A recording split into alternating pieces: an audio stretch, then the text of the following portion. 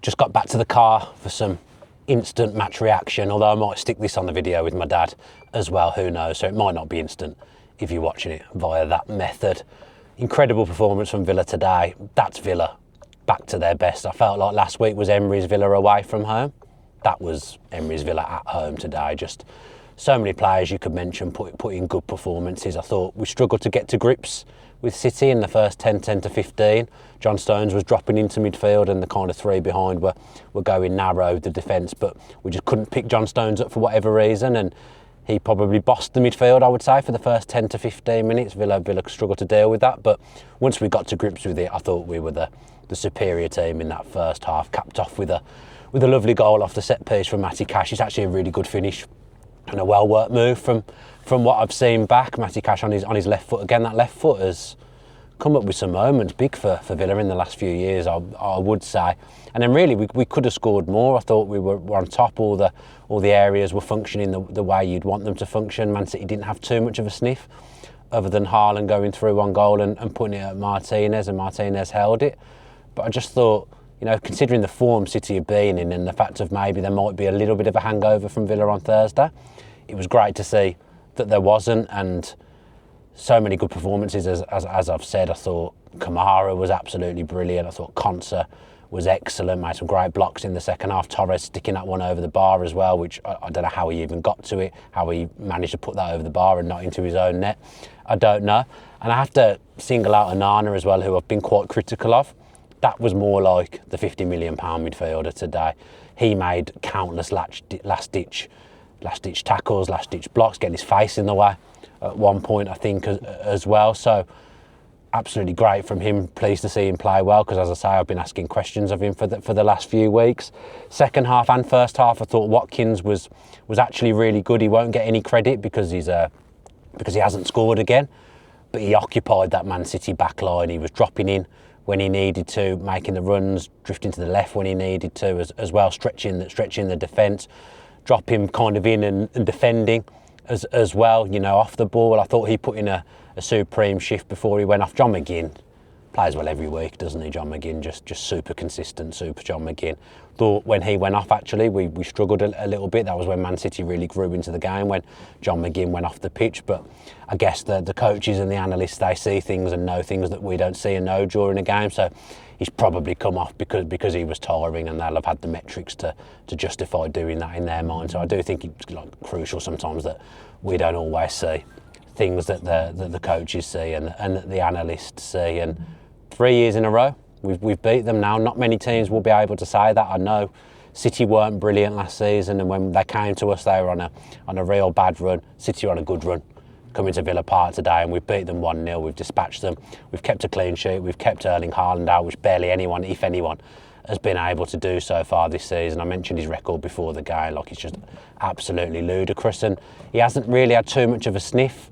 Put the ball in the back of the net at the end, of course, didn't he? But offside flag goes up and saves Villa's day. I think we warranted the 3 points. I think it would have been a little bit upsetting if we'd have conceded late. It would have been a real heartbreaker. And I don't think, on the balance of play, City deserved anything from that game. I'm not sure what the neutrals would say and what the people working for Sky and whatnot have said today, but I thought we were very, very good value for that 3 points. So fair play to Villa, because they've responded from Thursday. I said if they won today, Thursday wouldn't matter.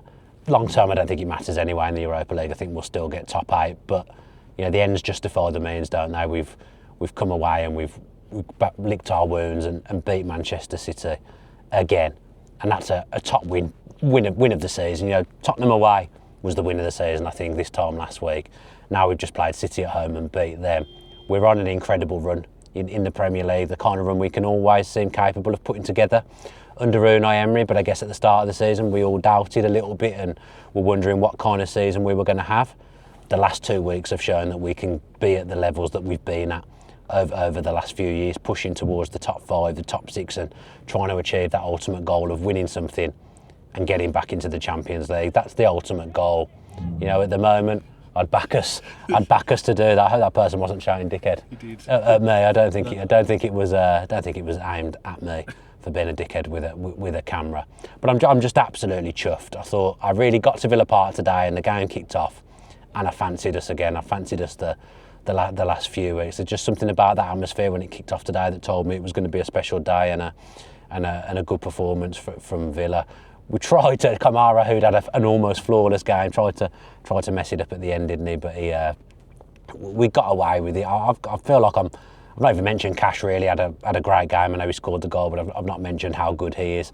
Just a really consistent player so far this season as well. Luca Dean actually was linking up really well with Emi Buendia in the first half before Emi went off injured. They had some great little interchanges down the left-hand side, Emi and Luca Dean. And to a man, I think you could name any player. Rodgers clicking, starting to get back into gear, getting somewhere near his best. Have I missed anyone out? I don't think I have. Sancho coming on. You know, more will be made of him coming off than needs to be made. Again, the coaches and the analysts have got the metrics. The plan would have been for him to play 15-20 minutes today. He came on early for Emi. He got taken off. Probably a bit of a tactical decision in there as well. Thought he showed flashes. Thought in the first half he got into the game straight away and was really good, and maybe faded a little bit in the second half. We didn't create too much in the second half. Barkley came on and played a lovely ball through to Ollie Watkins, and he just got caught in two minds. That would have really killed the game. I think he got caught in two minds of whether to kind of take on the ball and take on a shot, or try and go round him and either get round him or win a penalty. He got caught in those two minds, and he did neither. And Donnarumma dealt with it and swept it up. So as I say, on the balance of play today, I'd say we were well worth that 3 points. You know, that was a City that have been going well in the league, a strong City. If you look at the lineup, I know Rodri was missing, which always seems to do us some favours. He doesn't seem to want to come to Villa Park, does he, Rodri? A little bit scared, maybe, who knows? So I think that's me on the whistle, in the car, freezing still, summarising the game. The video with my dad through the turnstiles will come out pretty quickly tonight.